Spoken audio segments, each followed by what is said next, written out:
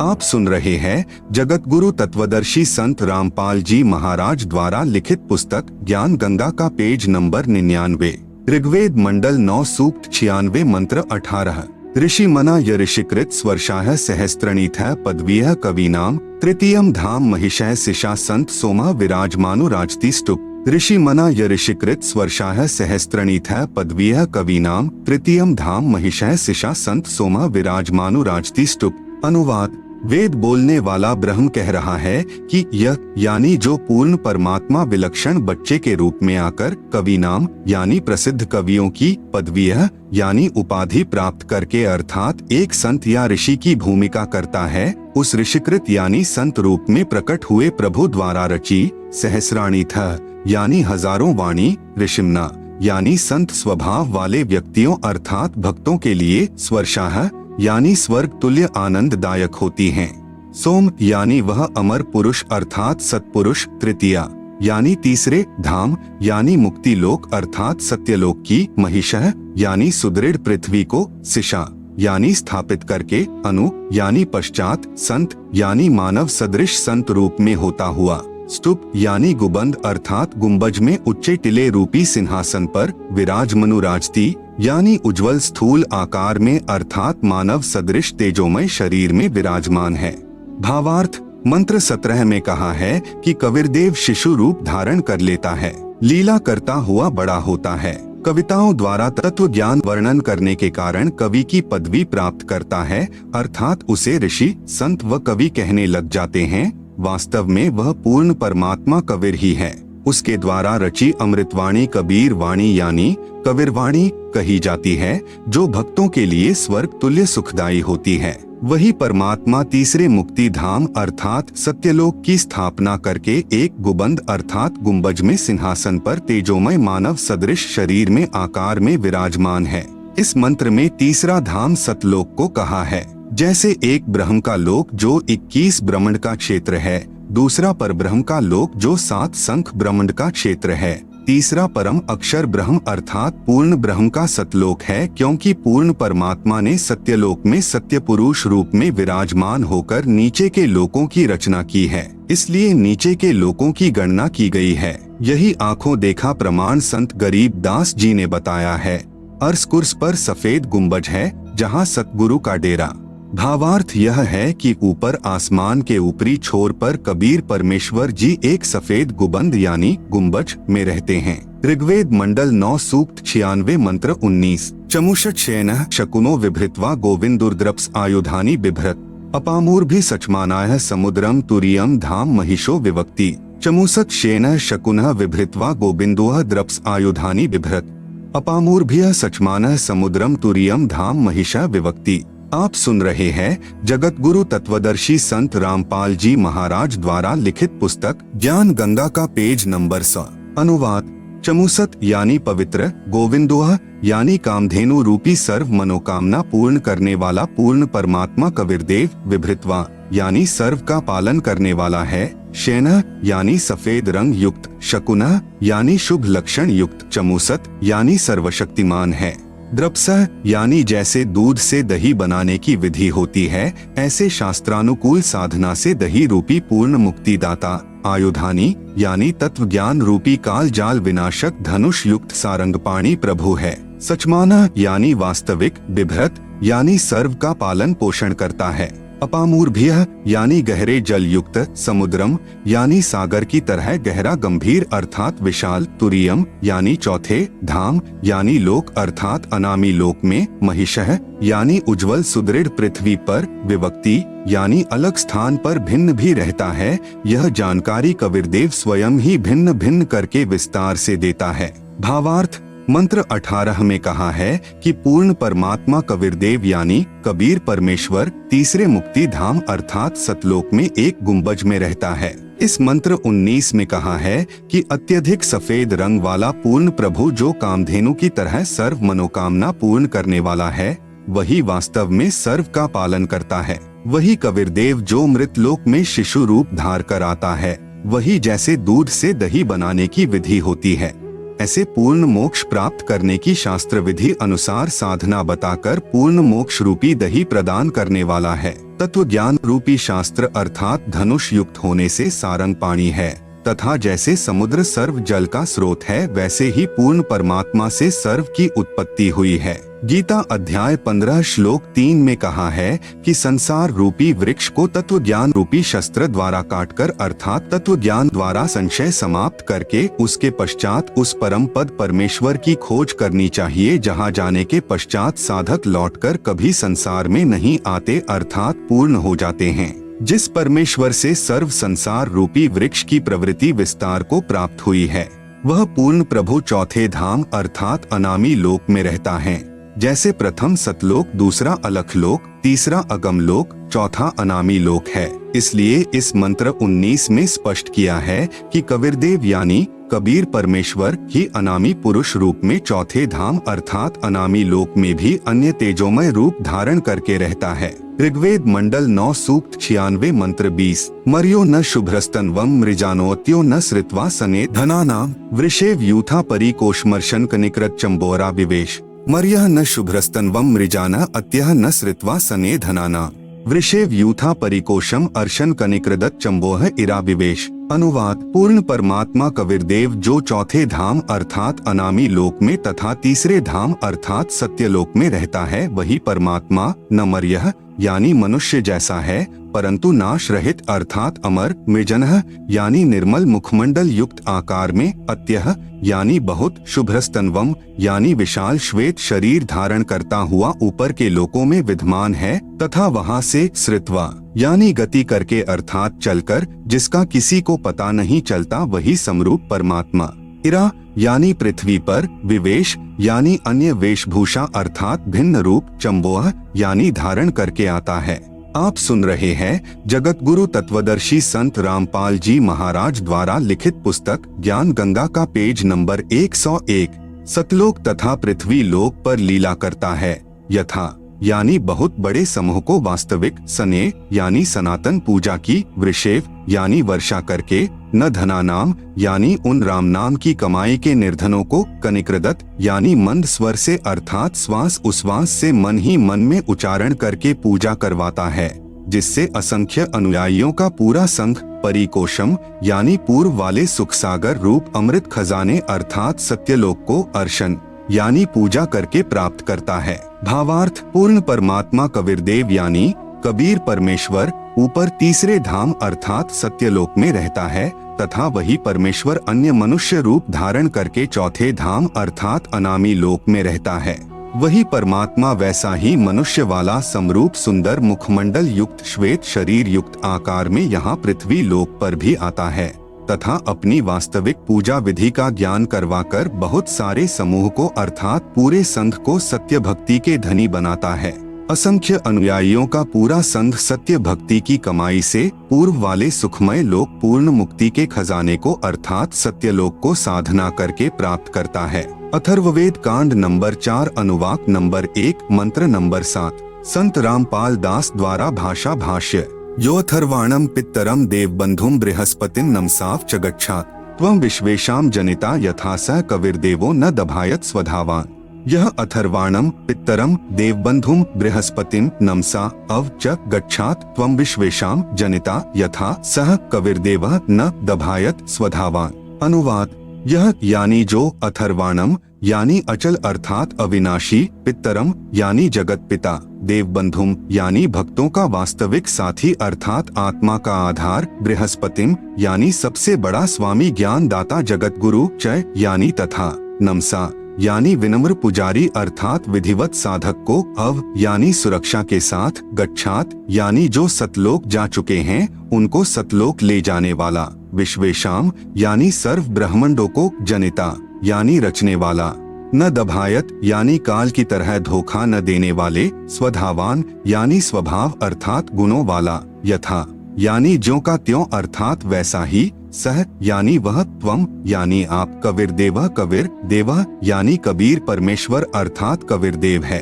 भावार्थ जिस परमेश्वर के विषय में कहा जाता है त्वमेव माता च पिता त्वमेव बंधु च सखा त्वमेव विद्या च द्रविणम त्वमेव सर्वम मम देव देव, वह जो अविनाशी सर्व का माता पिता तथा भाई व सखा व जगत गुरु रूप में सर्व को सत्य भक्ति प्रदान करके सतलोक ले जाने वाला, काल की तरह धोखा न देने वाला, सर्व ब्रह्मांडों की रचना करने वाला कबीरदेव यानी कबीर परमेश्वर है।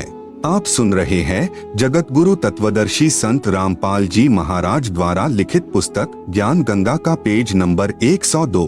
कबीर साहेब जी चारों युगों में आते हैं। सतगुरु पुरुष कबीर हैं। चारों युग प्रवान, झूठे गुरुवा मर गए, हो गए भूत मसान। सतयुग में कबीरदेव यानी कबीर साहेब का सत्सुकृत नाम से प्राकाट्य। तत्व ज्ञान के अभाव से श्रद्धालु शंका व्यक्त करते हैं कि जुलाहे रूप में कबीर जी तो विक्रम संवत 1455 यानी सन 1398 में काशी में आए हैं। वेदों में कबीरदेव यही काशी वाला जुलाहा यानी धानक कैसे पूर्ण परमात्मा हो सकता है? इस विषय में दास यानी संत रामपाल दास की प्रार्थना है कि यही पूर्ण परमात्मा कबीरदेव यानी कबीर परमेश्वर वेदों के ज्ञान से भी पूर्व सतलोक में विद्यमान थे तथा अपना वास्तविक ज्ञान यानी तत्व ज्ञान देने के लिए चारों युगों में भी स्वयं प्रकट हुए हैं। सतयुग में सत्सुकृत नाम से, त्रेतायुग में मुनिंद्र नाम से, द्वापर युग में करुणामय नाम से तथा कलयुग में वास्तविक कबीरदेव यानी कबीर प्रभु नाम से प्रकट हुए हैं। इसके अतिरिक्त अन्य रूप धारण करके कभी भी प्रकट होकर अपनी लीला करके अंतर्ध्यान हो जाते हैं। उस समय लीला करने आए परमेश्वर को प्रभु चाहने वाले श्रद्धालु नहीं पहचान सके, क्योंकि सर्व महर्षियों व संत कहलाने वालों ने प्रभु को निराकार बताया है। वास्तव में परमात्मा आकार में है, मनुष्य सदृश शरीर युक्त हैं, परंतु परमेश्वर का शरीर नाड़ियों के योग से बना 5 तत्व का नहीं है, एक नूर तत्व से बना है। पूर्ण परमात्मा जब चाहे यहाँ प्रकट हो जाते हैं। वे कभी माँ से जन्म नहीं लेते, क्योंकि वे सर्व के उत्पत्ति करता हैं। पूर्ण प्रभु कबीर जी यानी कबीरदेव सतयुग में सत्सुकृत नाम से स्वयं प्रकट हुए थे। उस समय गरुड़ जी, श्री ब्रह्मा जी, श्री विष्णु जी तथा श्री शिव जी आदि को सत ज्ञान समझाया था। श्री मनु महर्षि जी को भी तत्व ज्ञान समझाना चाहा था, परंतु श्री मनु जी ने परमेश्वर के ज्ञान को सत न जानकर श्री ब्रह्मा जी से सुने वेद ज्ञान पर आधारित होकर तथा अपने द्वारा निकाले वेदों के निष्कर्ष पर ही आरूढ़ रहे। इसके विपरीत परमेश्वर सत्सुकृत जी का उपहास करने लगे कि आप तो सर्व विपरीत ज्ञान कह रहे हो। इसलिए परमेश्वर सत्सुकृत का उर्फ नाम वामदेव निकाल लिया। वाम का अर्थ होता है उल्टा, विपरीत, जैसे बायां हाथ को वामा अर्थात उल्टा हाथ भी कहते हैं, जैसे दाएं हाथ को सीधा हाथ भी कहते हैं। इस प्रकार सतयुग में परमेश्वर कबीरदेव जी जो सत्सुकृत नाम से आए थे, उस समय के ऋषियों व साधकों को वास्तविक ज्ञान समझाया करते थे, परंतु ऋषियों ने स्वीकार नहीं किया। सत्सुकृत जी के स्थान पर परमेश्वर को वामदेव कहने लगे। इसीलिए यजुर्वेद अध्याय 12 मंत्र 4 में विवरण है कि यजुर्वेद के वास्तविक ज्ञान को वामदेव ऋषि ने सही जाना तथा अन्य को समझाया। पवित्र वेदों के ज्ञान को समझने के लिए कृपया विचार करें। जैसे यजुर्वेद है, यह एक पवित्र पुस्तक है। आप सुन रहे हैं जगत गुरु तत्वदर्शी संत रामपाल जी महाराज द्वारा लिखित पुस्तक ज्ञान गंगा का पेज नंबर 103। इसके विषय में कहीं संस्कृत भाषा में विवरण किया हो, जहाँ यजुः या यजुम आदि शब्द लिखे हो, तो भी पवित्र पुस्तक यजुर्वेद का ही बोध समझा जाता है। इसी प्रकार पूर्ण परमात्मा का वास्तविक नाम कबीरदेव है। इसी को भिन्न भिन्न भाषा में कबीर साहेब, कबीर परमेश्वर कहने लगे। कई श्रद्धालु शंका व्यक्त करते हैं कि कबीर को कबीर कैसे सिद्ध कर दिया। व्याकरण दृष्टिकोण से कवियः का अर्थ सर्वज्ञ होता है। दास की प्रार्थना है कि प्रत्येक शब्द का कोई न कोई अर्थ तो बनता ही है। रही बात व्याकरण की, भाषा प्रथम बनी क्योंकि वेद वाणी प्रभु द्वारा कही है तथा व्याकरण बाद में ऋषियों द्वारा बनाई है। यह त्रुटि युक्त हो सकती है। वेद के अनुवाद भाषा भाष्य में व्याकरण व्यत्यय है, अर्थात असंगत तथा विरोध भाव है, क्योंकि वेद वाणी मंत्रों द्वारा पदों में है। जैसे पलवल शहर के आसपास के व्यक्ति पलवल को परवर बोलते हैं। यदि कोई कहे कि पलवल को कैसे परवर सिद्ध कर दिया, यही कबीर को कबीर कैसे सिद्ध कर दिया कहना मात्र है। जैसे क्षेत्रीय भाषा में पलवल शहर को परवर कहते हैं, इसी प्रकार कबीर को कबीर बोलते हैं। प्रभु वही है।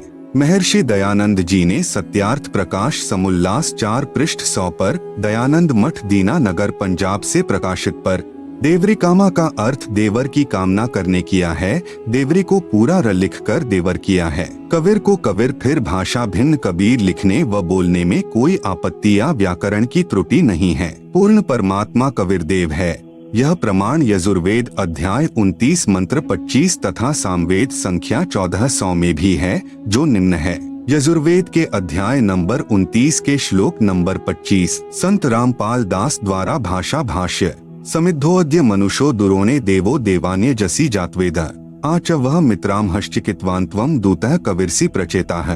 समिद्ध अद्य मनुष्यः दुरोणे देवः देवान् यज असि जातवेदः आ च वह मित्रामः चिकित्वान् त्वं दूतः कविर असि प्रचेताः।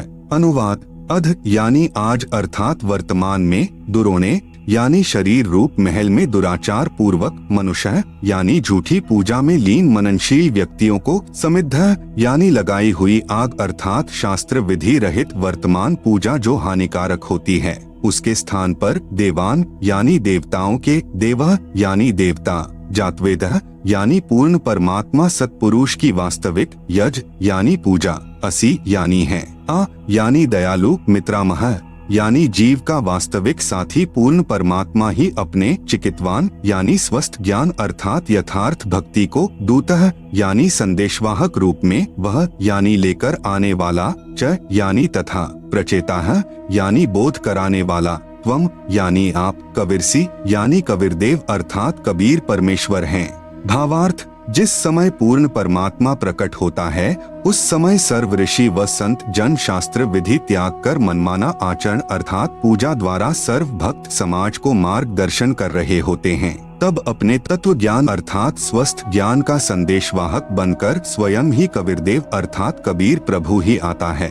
आप सुन रहे हैं जगत गुरु तत्वदर्शी संत रामपाल जी महाराज द्वारा लिखित पुस्तक ज्ञान गंगा का पेज नंबर 104 संख्या नंबर 1400 सामवेद उतार्चिक अध्याय नंबर 12 खंड नंबर 3 श्लोक नंबर 5 संत रामपाल दास द्वारा भाषा भाष्य। भद्रा वस्त्रा समन्यावसानो महान कविर्निवचनानि शंसन अवच्यस्व चंबोह पूयमानो विचक्षणो जागृविर्देवीत। भद्रा वस्त्रा समन्या वसाना महान कविर निवचनानि शंसन आवच्यस्व चंबोह पूयमान विचक्षण जागृव्य देव वीत। अनुवाद विचक्षण यानी चतुर व्यक्तियों ने, आवच्यस्व यानी अपने वचनों द्वारा कहा होता है कि जो हम प्रवचन करते हैं इनका अनुसरण करो। उन चतुर व्यक्तियों ने पूर्ण ब्रह्म की पूजा को न बताकर आन उपासना का मार्गदर्शन करके अमृत के स्थान पर पूयमान यानी आन उपासना रूपी मवाद जैसे भूत प्रेत पूजा, पितर पूजा, तीनों गुणों यानी रजगुण ब्रह्मा, सतगुण विष्णु, तमगुण शिव शंकर तथा ब्रह्म काल तक की पूजा को चंबोह यानी आदर के साथ आचमन करा रहे अर्थात शास्त्र विरुद्ध गलत ज्ञान को समाप्त करने के लिए भद्रा यानी परम सुखदायक, महान कबीर यानी महान कबीर अर्थात पूर्ण परमात्मा कबीर, वस्त्रा यानी सशरीर साधारण वेशभूषा में अर्थात वस्त्र का अर्थ है वेशभूषा। संत भाषा में इसे चोला भी कहते हैं। चोला का अर्थ है शरीर। यदि किसी संत का देहांत हो जाता है तो कहते हैं कि चोला छोड़ गए समन्या यानी अपने सतलोक वाले शरीर के सदृश अन्य शरीर हल्के तेजपुंज का धार कर, वसाना यानी आम व्यक्ति की तरह जीवन जी कर कुछ दिन संसार में अतिथि की तरह बसकर, निवचनानी यानी अपनी शब्दावली कबीर वाणी आदि के माध्यम से सत ज्ञान, शंसन यानी वर्णन करके, देव यानी पूर्ण परमात्मा के, वीतौ यानी छिपे हुए सरगुण निर्गुण ज्ञान रूपी धन को, जागृव्य यानी जागृत करते हैं। भावार्थ जैसे यजुर्वेद अध्याय 5 मंत्र 1 में कहा है कि अग्नेय तनुह असि यानी परमेश्वर सहशरीर है, विष्णवे त्वा सोमस्य तनुह असि यानी उस अमर प्रभु का पालन पोषण करने के लिए अन्य शरीर है जो अतिथि रूप में कुछ दिन संसार में आता है। तत्व ज्ञान से अज्ञान निंद्रा में सोए प्रभु प्रेमियों को जगाता है। वही प्रमाण इस मंत्र में है कि कुछ समय के लिए पूर्ण परमात्मा कबीरदेव अर्थात कबीर प्रभु अपना रूप बदलकर सामान्य व्यक्ति जैसा रूप बनाकर पृथ्वी मंडल पर प्रकट होता है तथा कबीर निवचनानी शंसन अर्थात कबीरवाणी बोलता है। जिसके माध्यम से तत्व ज्ञान को जगाता है तथा उस समय महर्षि कहलाने वाले चतुर प्राणी मिथ्या ज्ञान के आधार पर शास्त्र विधि अनुसार सत्य साधना रूपी अमृत के स्थान पर शास्त्र विधि रहित पूजा रूपी मवाद को श्रद्धा के साथ आचमन अर्थात पूजा करा रहे होते हैं। उस समय पूर्ण परमात्मा स्वयं प्रकट होकर तत्व ज्ञान द्वारा शास्त्र विधि अनुसार साधना का ज्ञान प्रदान करता है। यजुर्वेद अध्याय 5 मंत्र 1 अग्नेय तनु असि विष्णवे त्वा सोमस्य तनु असि विष्णवे त्वा अतिथेह अतिथ्यम असि विष्णवे त्वा शेनाय त्वा सोमभृते विष्णवे त्वा अग्ने त्वा रायः पोषदे विष्णवे त्वा। आप सुन रहे हैं जगत गुरु तत्वदर्शी संत रामपाल जी महाराज द्वारा लिखित पुस्तक ज्ञान गंगा का पेज नंबर 105। अनुवाद। इस मंत्र में परमेश्वर की 2 स्थितियों का वर्णन है। एक स्थिति में परमेश्वर ऊपर के लोकों में तेजोमय शरीर युक्त है। दूसरी स्थिति में परमेश्वर ऋषि या संत की वेशभूषा में साधारण व्यक्ति की तरह शरीर धारण करके सर्व आत्माओं को संभालता है। जैसे अतिथि अर्थात मेहमान आता है। अतिथि का भावार्थ है कि जिसके आने की तिथि पूर्व निर्धारित न हो। उस परमात्मा के अतिथि रूप में आने की भी 2 स्थिति हैं। जैसे नंबर 1, परमात्मा कुछ समय संसार में रहकर आम व्यक्ति की तरह जीवन जीकर अपना तत्व ज्ञान प्रचार करता है। जैसे परमेश्वर कबीर रूप से प्रकट होकर बनारस काशी शहर में 120 वर्ष रहे। अचानक कमल के फूल पर शिशु रूप में प्रकट हुए, फिर लीलावत बड़े हुए, 120 वर्ष संसार में अतिथि रूप में रहकर सहशरीर सतलोक में यानी अपने निज स्थान में चले गए। दूसरी स्थिति है कि परमात्मा अचानक संत या ऋषि रूप में या अन्य साधारण मानव रूप में प्रकट होकर अपने विशेष भक्त को दर्शन देते हैं, उसको तत्व ज्ञान समझाते हैं तथा अपने सत्यलोक के दर्शन करवा के वापस छोड़ देते हैं। फिर वह परम भक्त उस पूर्ण परमात्मा की आंखों देखी महिमा का वर्णन करता है। इसको बाज पक्षी या अलल पक्षी की तरह क्रिया बताई है। जैसे बाज पक्षी अति शीघ्रता से अन्य पक्षी पर झपटता है, उसे लेकर शीघ्र चला जाता है।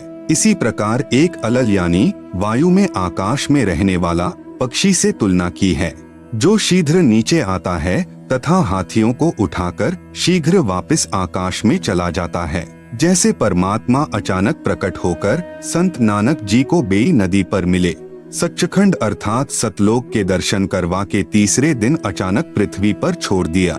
उसके पश्चात संत नानक साहेब जी ने पूर्ण परमात्मा की महिमा का आंखों देखा गुणगान किया, जो उनकी अमृतवाणी में गुरु ग्रंथ साहिब में महिला पहला में विद्यमान है। इसी प्रकार सन 1727 में संत गरीबदास जी को गांव छुड़ानी जिला झज्जर हरियाणा प्रांत में नला नामक खेत में परमेश्वर जिंदा महात्मा यानी एक संत के रूप में मिले। सतलोक दिखाकर उसी दिन वापस पृथ्वी पर छोड़ दिया। उसके पश्चात संत गरीबदास साहेब जी ने परमात्मा की महिमा का आंखों देखा विवरण वर्णन किया, जो उनकी अमृतवाणी में सदग्रंथ वाणी गरीबदास में विद्यमान है। इसी प्रकार संत दादू साहेब जी को मिले, संत मलूक दास साहेब जी को मिले, संत धर्मदास साहेब जी को मिले, संत घीसा दास साहेब जी को मिले, हजरत मोहम्मद साहेब जी को मिले, राजा अब्राहिम अधम सुल्तान जी को मिले। अन्य बहुत से महात्माओं को पूर्ण प्रभु अतिथि रूप में दूसरी विधि से मिले तथा अपना यथार्थ आध्यात्मिक ज्ञान यानी तत्व ज्ञान का प्रचार किया तथा अपनी आत्माओं का कल्याण किया। आचार्य स्वामी रामानंद जी को मिले तथा उनको सत्यलोक के दर्शन करवाए। आचार्य स्वामी रामानंद जी ने आंखों देखकर पूर्ण परमेश्वर कबीर जी की महिमा का वर्णन किया। दोहु ठोर है एक तू भया एक से दो, हे कबीर हम कारणे आए हो मगजोय।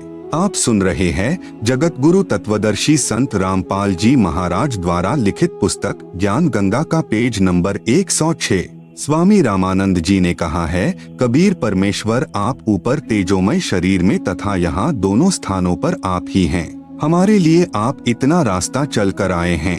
अग्नि यानी स्वप्रकाशित परमेश्वर, तनुह यानी सशरीर, असि यानी है अर्थात परमेश्वर तेजोमय शरीर सहित है। विष्णवे यानी पालन पोषण करने के लिए अर्थात सर्व लोकों की आत्माओं की आवश्यकता पूर्ति के लिए, त्वा यानी उस, सोमस्य यानी अमर पुरुष का अर्थात अविनाशी परमात्मा का, तनुह यानी शरीर, असि यानी है सोम पुरुष अर्थात अमर प्रभु तीनों लोकों में प्रवेश करके सर्व का पालन पोषण करता है। वह अतिथि रूप में प्रवेश करता है, अर्थात अचानक प्रकट होता है। जिस किसी के आने की तिथि पूर्व निर्धारित न हो उसको अतिथि अर्थात मेहमान कहते हैं। त्वा यानी उस परमेश्वर का विष्णवे यानी तीनों लोकों में प्रवेश करके पालन पोषण करने के लिए आगमन होता है। अतिथे यानी अतिथि रूप में प्रकट परमेश्वर, अतिथ्यम यानी अतिथियन अर्थात पूजा के योग्य, असी यानी है। त्वा यानी उस परमात्मा का आगमन, विष्णवे यानी पालन करने के लिए, सोमभन्ते यानी अमर सुख प्रदान करने के लिए अर्थात पूर्ण मोक्ष मार्ग प्रदान करके भक्ति रूपी अमृत से परिपूर्ण करने के लिए दो प्रकार से होता है। एक तो त्वा यानी उस परमात्मा का आगमन, विष्णवे यानी कुछ समय संसार में व्यापक होने के लिए अर्थात संसार में मानव की तरह लीला करके जीवन जीकर पुण्यात्माओं को तत्व ज्ञान प्रदान करने के लिए तथा सर्व सुविधाएं प्रदान करने के लिए होता है। जैसे परमेश्वर चारों युगों में लीला करने के लिए शिशु रूप से प्रकट होकर समय अनुसार साधारण व्यक्ति की तरह वृद्धि को प्राप्त होकर के कुछ समय संसार में रहता है। कलयुग में पूर्ण परमात्मा कबीर नाम से काशी शहर में कमल के फूल पर सन यानी ईस्वी संवत 1398 को प्रकट हुए तथा 120 वर्ष तक संसार में रहे, फिर सशरीर सतलोक लौट गए। दूसरी तरह त्वा यानी उस परमात्मा का आगमन शेमान यानी शेन पक्षी की तरह शीघ्र लौट जाने के लिए होता है। जैसे बाज पक्षी व अलल पक्षी अपने आहार के लिए अन्य प्राणियों पर शीघ्रता से झपटता है तथा उसे दबोचकर शीघ्रता से लौट जाता है, इसी प्रकार दूसरी स्थिति में परमात्मा अज्ञान निद्रा में सोए हुओं को जगाने के लिए अचानक प्रकट होता है। अपने विशेष भक्त को तत्व ज्ञान उपदेश देता है, उसको अपने साथ अपने निजधाम सतलोक में ले जाता है। वहाँ का सर्व दृश्य दिखाकर भक्त को पुनः पृथ्वी लोक पर छोड़ देता है। उसके पश्चात वह परमात्मा प्राप्त भक्त परमात्मा की आंखों देखी महिमा का वर्णन करता है। जैसे संत नानक जी को बेई नदी पर मिले, उन्हें सचखंड अर्थात सत्यलोक ले गए, 3 दिन पश्चात उसी नदी पर वापस छोड़ दिया। जैसे संत गरीबदास जी से गांव छुड़ानी जिला झज्जर हरियाणा प्रांत में मिले तथा उन्हें सत्यलोक लेकर गए तथा कुछ ही घंटों के पश्चात पुनः पृथ्वी पर छोड़ दिया। उपरोक्त दोनों महात्माओं ने परमेश्वर की महिमा का आंखों देखा हाल वर्णन किया, जो उन दोनों संतों की अमृत वाणी में विद्यमान है। त्वा यानी उस समर्थ परमेश्वर की लीलाएं हैं जो वह अग्नेय यानी स्वप्रकाशित रहने के लिए लीला करता है। आप सुन रहे हैं जगत गुरु तत्वदर्शी संत रामपाल जी महाराज द्वारा लिखित पुस्तक ज्ञान गंगा का पेज नंबर 107। त्वा यानी उसका, विष्णवे यानी सर्व लोकों में प्रवेश करके पालन पोषण करने के लिए आगमन होता है। रायः पोषदे यानी वह कुल मालिक ही सर्व का पालन करता है, सर्व लीलाएं अपने प्राणियों की समृद्धि के लिए ही करता है।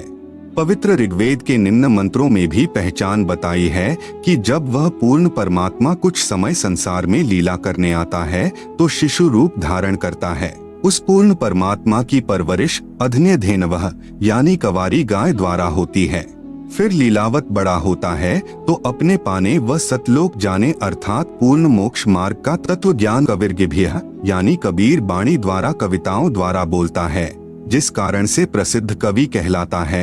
परंतु वह स्वयं कबीरदेव पूर्ण परमात्मा ही होता है जो तीसरे मुक्ति धाम सतलोक में रहता है।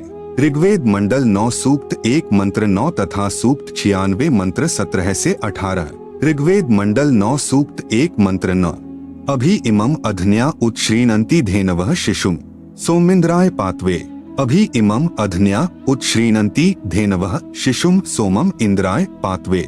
अनुवाद उत यानी विशेषकर, इमम यानी इस, शिशुम यानी बालक रूप में प्रकट, सोमम यानी पूर्ण परमात्मा अमर प्रभु की, इंद्राय यानी सुख सुविधाओं द्वारा अर्थात खाने पीने द्वारा जो शरीर वृद्धि को प्राप्त होता है उसे, पात्वे यानी वृद्धि के लिए, अभी यानी पूर्ण तरह, अधन्याधेनवः यानी जो गाय सांड द्वारा कभी भी परेशान न की गई हो अर्थात कवारी गाय द्वारा, श्रीणंती यानी परवरिश की जाती है।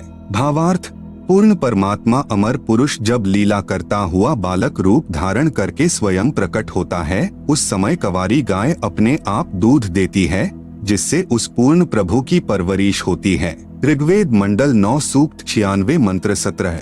शिशुम जज्ञानम हर्यतम मृजंती शुंभंती वहिन मरुतः गणेन। कविर्गीर भी काव्येना कविर संत सोमः पवित्रम अत्येति रेभन। अनुवाद: पूर्ण परमात्मा हर्य शिशुम यानी मनुष्य के बच्चे के रूप में जज्ञानम यानी जानबूझकर प्रकट होता है तथा अपने तत्व ज्ञान को तम यानी उस समय, मृजंती यानी निर्मलता के साथ, शुंभंती यानी उच्चारण करता है, वहनी यानी प्रभु प्राप्ति की लगी विरह अग्नि वाले, मरुतः यानी वायु की तरह शीतल भक्त गणेन यानी समूह के लिए, काव्येना यानी कविताओं द्वारा कवित्व से, पवित्रम अत्येति यानी अत्यधिक निर्मलता के साथ, कविर गीर भी यानी कविर वाणी अर्थात कबीर वाणी द्वारा, रेभन यानी ऊंचे स्वर से संबोधन करके बोलता है, कविर संत सोमः यानी वह अमर पुरुष अर्थात सत्पुरुष ही संत अर्थात ऋषि रूप में स्वयं कविरदेव ही होता है।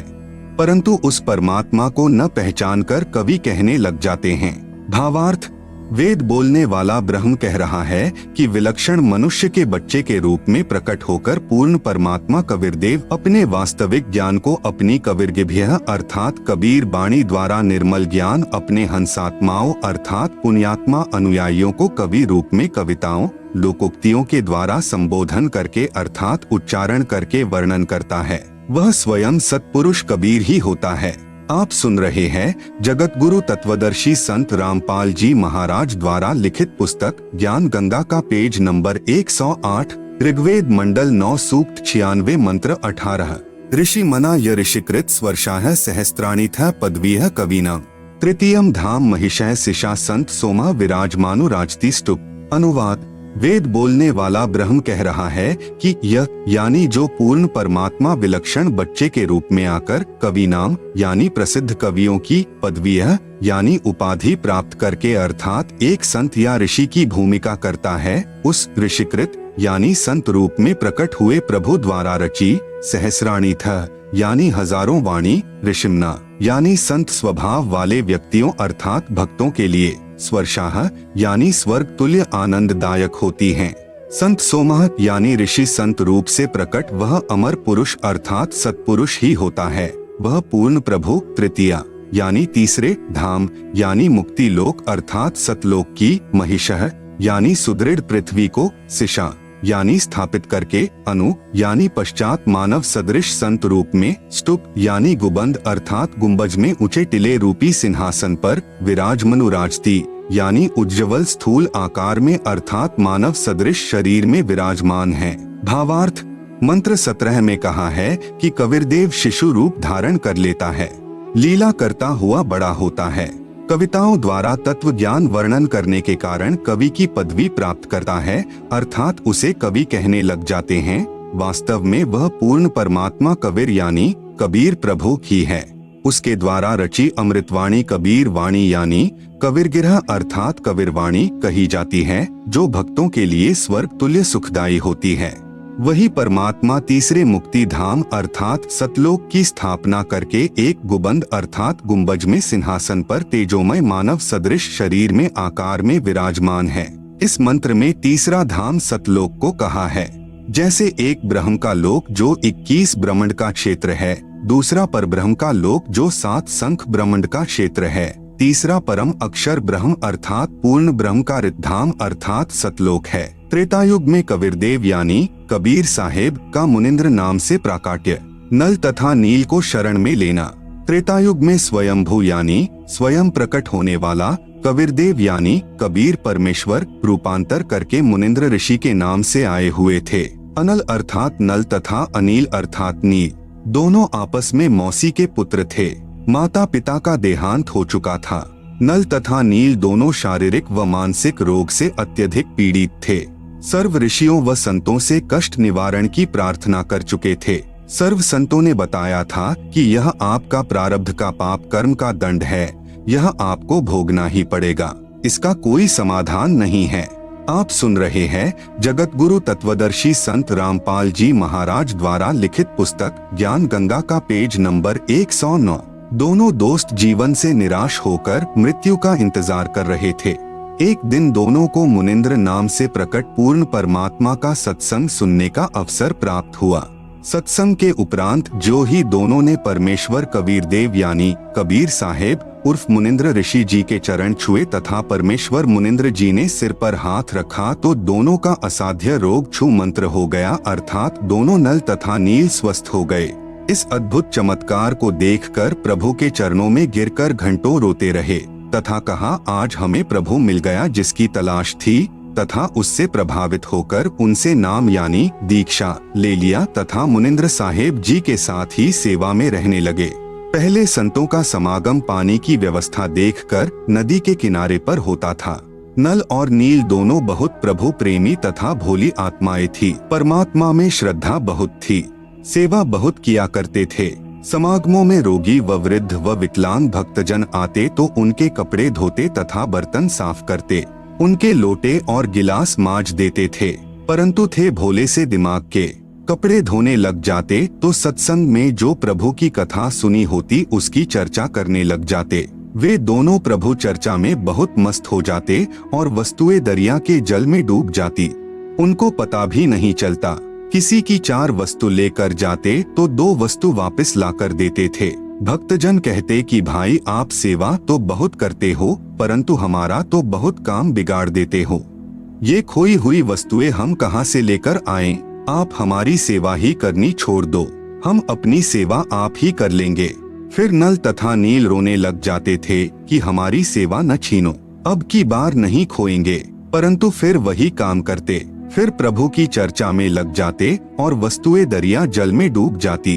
भक्तजनों ने ऋषि मुनिंद्र जी से प्रार्थना की कि कृपा नल तथा नील को समझाओ। ये न तो मानते हैं और मना करते हैं तो रोने लग जाते हैं। हमारी तो आधी भी वस्तुएं वापस नहीं लाते। ये नदी किनारे सत्संग में सुनी भगवान की चर्चा में मस्त हो जाते हैं और वस्तुएं डूब जाती हैं। मुनिंद्र साहेब ने 1-2 बार तो उन्हें समझाया। वे रोने लग जाते थे कि साहेब हमारी ये सेवा न छीनो। सतगुरु मुनिंद्र साहेब ने कहा, बेटा नल तथा नील खूब सेवा करो, आज के बाद आपके हाथ से कोई भी वस्तु चाहे पत्थर या लोहा भी क्यों न हो, जल में नहीं डूबेगी। मुनिंद्र साहेब ने उनको यह आशीर्वाद दे दिया। आपने रामायण सुनी है। एक समय की बात है कि सीता जी को रावण उठा कर ले गया। भगवान राम को पता भी नहीं कि सीता जी को कौन उठा ले गया। श्री रामचंद्र जी इधर उधर खोज करते हैं। हनुमान जी ने खोज करके बताया कि सीता माता लंका पति रावण राक्षस की कैद में है। पता लगने के बाद भगवान राम ने रावण के पास शांति दूत भेजे तथा प्रार्थना की कि सीता लौटा दे, परंतु रावण नहीं माना। युद्ध की तैयारी हुई। तब समस्या यह आई कि समुद्र से सेना कैसे पार करें। भगवान श्री रामचंद्र ने 3 दिन तक घुटनों पानी में खड़ा होकर हाथ जोड़कर समुद्र से प्रार्थना की कि रास्ता दे दे, परंतु समुद्र टस से मस न हुआ। आप सुन रहे हैं जगत गुरु तत्वदर्शी संत रामपाल जी महाराज द्वारा लिखित पुस्तक ज्ञान गंगा का पेज नंबर 110। जब समुद्र नहीं माना तब श्री राम ने उसे अग्नि बाण से जलाना चाहा। भयभीत समुद्र एक ब्राह्मण का रूप बनाकर सामने आया और कहा कि भगवान सबकी अपनी अपनी मर्यादाएं हैं, मुझे जलाओ मत, मेरे अंदर न जाने कितने जीव जंतु बसे हैं। अगर आप मुझे जला भी दोगे तो भी आप मुझे पार नहीं कर सकते, क्योंकि यहाँ पर बहुत गहरा गड्ढा बन जाएगा जिसको आप कभी भी पार नहीं कर सकते। समुद्र ने कहा, भगवान ऐसा काम करो कि सर्प भी मर जाए और लाठी भी न टूटे, मेरी मर्यादा भी रह जाए और आपका पुल भी बन जाए। तब भगवान श्री राम ने समुद्र से पूछा कि वह क्या विधि है। ब्राह्मण रूप में खड़े समुद्र ने कहा कि आपकी सेना में नल और नील नाम के 2 सैनिक हैं। उनके पास उनके गुरुदेव से प्राप्त एक ऐसी शक्ति है कि उनके हाथ से पत्थर भी जल पर तैर जाते हैं। हर वस्तु चाहे वह लोहे की हो तैर जाती है। श्री रामचंद्र ने नल तथा नील को बुलाया और उनसे पूछा कि क्या आपके पास कोई ऐसी शक्ति है। नल तथा नील ने कहा कि हाँ जी, हमारे हाथ से पत्थर भी जल नहीं डूबेंगे। श्री राम ने कहा कि परीक्षण करवा। उन नादानों यानी नल नील ने सोचा कि आज सबके सामने तुम्हारी बहुत महिमा होगी। उस दिन उन्होंने अपने गुरुदेव भगवान मुनिंद्र यानी कबीर साहेब को यह सोचकर याद नहीं किया कि अगर हम उनको याद करेंगे तो कहीं श्री राम ये न सोच लें कि इनके पास शक्ति नहीं है, यह तो कहीं और से मांगते हैं। उन्होंने पत्थर उठाकर पानी में डाला तो वह पत्थर पानी में डूब गया। नल तथा नील ने बहुत कोशिश की परंतु उनसे पत्थर नहीं तैरे। तब भगवान राम ने समुद्र की ओर देखा, मानो कहना चाह रहे हो कि आप तो झूठ बोल रहे हो, इनमें तो कोई शक्ति नहीं है। समुद्र ने कहा कि नल नील, आज तुमने अपने गुरुदेव को याद नहीं किया। नादानों, अपने गुरुदेव को याद करो। वे दोनों समझ गए कि आज तो हमने गलती कर दी। उन्होंने सतगुरु मुनिंद्र साहेब जी को याद किया। सतगुरु मुनिंद्र यानी कबीर साहेब वहां पर पहुंच गए। भगवान रामचंद्र जी ने कहा कि हे ऋषिवर, मेरा दुर्भाग्य है कि आपके सेवकों के हाथों से पत्थर नहीं तैर रहे हैं। मुनिंद्र साहेब ने कहा कि अब इनके हाथ से तैरेंगे भी नहीं, क्योंकि इनको अभिमान हो गया है।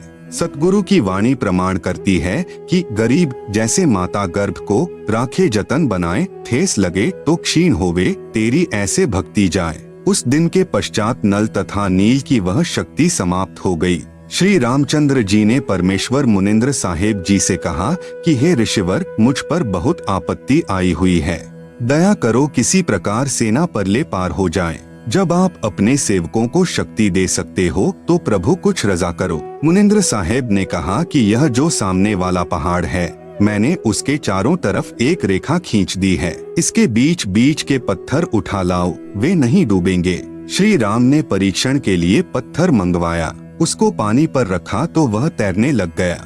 नल तथा नील कारीगर यानी शिल्पकार भी थे। हनुमान जी प्रतिदिन भगवान याद किया करते थे। उसने अपनी दैनिक क्रिया भी साथ रखी। राम राम भी लिखता रहा और पहाड़ के पहाड़ उठा कर ले आता था। आप सुन रहे हैं जगत गुरु तत्वदर्शी संत रामपाल जी महाराज द्वारा लिखित पुस्तक ज्ञान गंगा का पेज नंबर 111। नल नील उनको जोड़ तोड़ कर पुल में लगा लेते थे। इस प्रकार पुल बना था। धर्मदास जी कहते हैं, रहे नल नील जतन कर हार, तब सतगुरु से करी पुकार, जा सत रेखा लिखी अपार, सिंधु पर शिला तिराने वाले। धन धन सतगुरु सत कबीर, भक्त की पीर मिटाने वाले। कोई कहता था कि हनुमान जी ने पत्थर पर राम का नाम लिख दिया था, इसलिए पत्थर तैर गए। कोई कहता था कि नल नील ने पुल बनाया था। कोई कहता था कि श्री राम ने पुल बनाया था, परंतु यह सत कथा ऐसे है जैसे आपको ऊपर बताई गई है। सत कबीर की साखी, पृष्ठ 179 से 182 तक। पीव पिछान को अंग, कबीर तीन देव को सब कोई ध्यावे, चौथे देव का मरम न पावे, चौथा छाड़ पंचम को ध्यावे, कहे कबीर सो हम पर आवे। कबीर ओंकार निश्चय भया, यह करता मत जान, साचा शब्द कबीर का, पर्दे माही पहचान। कबीर रामकृष्ण अवतार हैं, इनका ना ही संसार, जिन साहेब संसार किया, सो किन्हू न जन्म्या नार। कबीर चार भुजा के भजन में, भूली परे सब संत, कबीरा सुमिरो तासु को, जाके भुजा अनंत। कबीर समुद्र पाट लंका गए, सीता को भरतार, ताही अगस्त मुनि पिए गयो, इनमें को करतार। कबीर गोवर्धन गिरी धारियो कृष्ण जी, द्रोणागिरी हनुमंत, शेष नाग सब सृष्टि सहारी, इनमें को भगवंत। कबीर काटे बंधन विपत्ति में, कठिन किया संग्राम, चिन्होरे नर प्राणिया, गरुड़ बड़ों की राम। कबीर कह कबीर चित चेतु, शब्द करो निरुवार, श्री राम ही करता कहत हैं, भूली परियो संसार। कबीर जिन राम कृष्ण व निरंजन कियो, सो तो करता न्यार, अंधा ज्ञान न बूझई, कहे कबीर विचार। द्वापर युग में कबीर देव यानी कबीर साहेब का करुणामय नाम से प्राकाट्य। परमेश्वर कबीर यानी कबीर देव द्वापर युग में करुणामय नाम से प्रकट हुए थे। उस समय एक वाल्मीकि जाति में उत्पन्न भक्त सुदर्शन सुपच यानी अनुसूचित जाति का उनका शिष्य हुआ था। इसी सुदर्शन जी ने पांडवों की यज्ञ सफल की थी। आप सुन रहे हैं जगत गुरु तत्वदर्शी संत रामपाल जी महाराज द्वारा लिखित पुस्तक ज्ञान गंगा का पेज नंबर 112, जो न तो श्री कृष्ण जी के भोजन करने से सफल हुई थी, न ही 33 करोड़ देवताओं, 88,000 ऋषियों, 12 करोड़ ब्राह्मणों, 9 नाथों, 84 सिद्धों आदि के भोजन खाने से सफल हुई थी। भक्त सुदर्शन वाल्मीकि पूर्ण गुरु जी से वास्तविक 3 मंत्र प्राप्त करके सत साधना गुरु मर्यादा में रहते हुए कर रहा था। द्वापर युग में इंद्रमती को शरण में लेना। द्वापर युग में चंद्रविजय नाम का एक राजा था। उसकी पत्नी इंद्रमती बहुत ही धार्मिक प्रवृत्ति की औरत थी। संत महात्माओं का बहुत आदर किया करती थी। उसने एक गुरुदेव भी बना रखा था। उनके गुरुदेव ने बताया था कि बेटी साधु संतों की सेवा करनी चाहिए। संतों को भोजन खिलाने से बहुत लाभ होता है।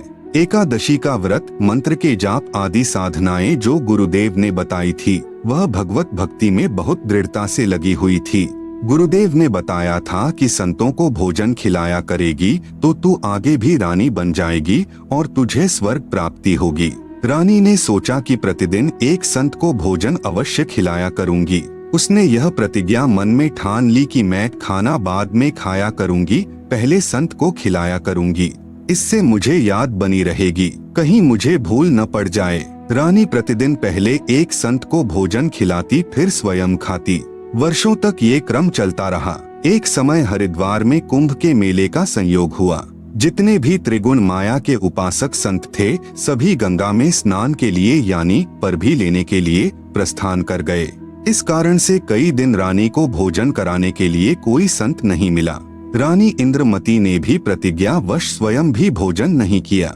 चौथे दिन रानी इंद्रमती ने अपनी बांदी से कहा कि बांदी देख ले, कोई संत मिल जाए तो, नहीं तो आज तेरी रानी जीवित नहीं रहेगी। आज मेरे प्राण निकल जाएंगे परंतु मैं खाना नहीं खाऊंगी। वह दीन दयाल कबीर परमेश्वर अपने पूर्व वाले भक्त को शरण में लेने के लिए न जाने क्या कारण बना देता है। बांदी ने ऊपर अटारी पर चढ़कर देखा कि सामने से एक संत आ रहा था। सफेद कपड़े थे। द्वापर युग में परमेश्वर कबीर करुणामय नाम से आए थे। बांदी नीचे आई और रानी से कहा कि एक व्यक्ति है जो साधु जैसा नजर आता है। रानी ने कहा कि जल्दी से बुला ला। बांदी महल से बाहर गई तथा प्रार्थना की कि हे महात्मा जी, आपको हमारी रानी ने याद किया है। करुणामय साहेब ने कहा कि रानी ने मुझे क्यों याद किया है, मेरा और रानी का क्या संबंध। नौकरानी ने सारी बात बताई। करुणामय यानी कबीर साहेब ने कहा कि रानी को आवश्यकता पड़े तो यहाँ आ जाए, मैं यहाँ खड़ा हूँ। तू बांदी और वह रानी, मैं वहाँ जाऊँ और यदि वह कह दे कि तुझे किसने बुलाया था या उसका राजा ही कुछ कह दे और बेटी संतों का अनादर बहुत पापदायक होता है। बांदी फिर वापस आई और रानी से सब वार्ता कह सुनाई। तब रानी ने कहा कि बांदी मेरा हाथ पकड़ और चल। जाते ही रानी ने दंडवत प्रणाम करके प्रार्थना की कि हे परवरदिगार, चाहती तो हूँ कि आपको कंधे पर बैठा लूं। आप सुन रहे हैं जगत गुरु तत्वदर्शी संत रामपाल जी महाराज द्वारा लिखित पुस्तक ज्ञान गंगा का पेज नंबर 113। करुणामय साहेब ने कहा, बेटी मैं यही देखना चाहता था कि तेरे में कोई श्रद्धा भी है या वैसे ही भूखी मर रही है। रानी ने अपने हाथों खाना बनाया। करुणामय रूप में आए कबीरदेव ने कहा कि मैं खाना नहीं खाता, मेरा शरीर खाना खाने का नहीं है। तो रानी ने कहा कि मैं भी खाना नहीं खाऊंगी। करुणामय साहेब जी ने कहा कि ठीक है बेटी, लाओ खाना खाते हैं, क्योंकि समर्थ उसी को कहते हैं जो चाहे सो करे।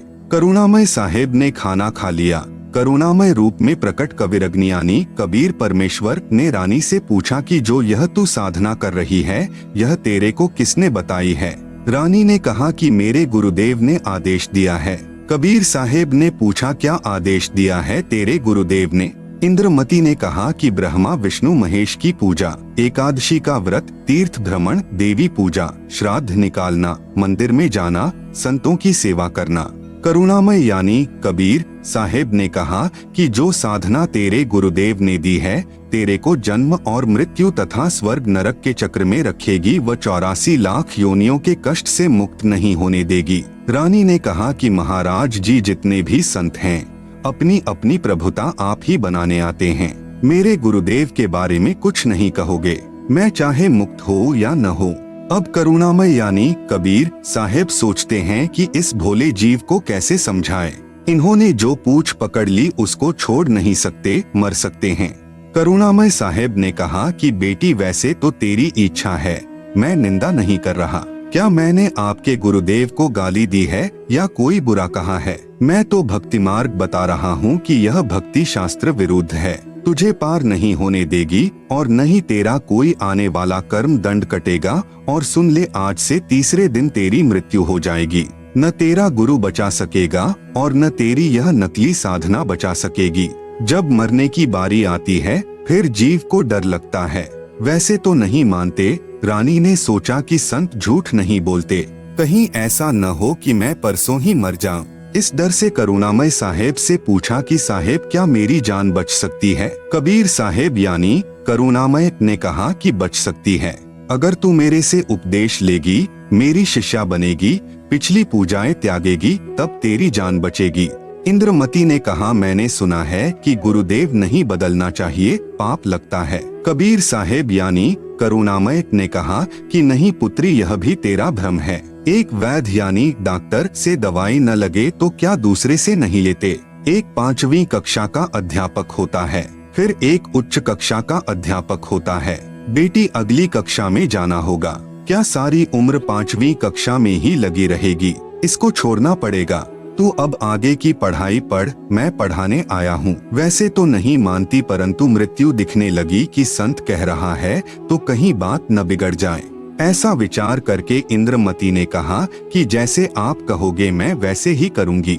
करुणामय यानी कबीर साहेब ने उपदेश दिया, कहा कि तीसरे दिन मेरे रूप में काल आएगा, तू उससे बोलना मत। जो मैंने नाम दिया है 2 मिनट तक इसका जाप करना, 2 मिनट के बाद उसको देखना है।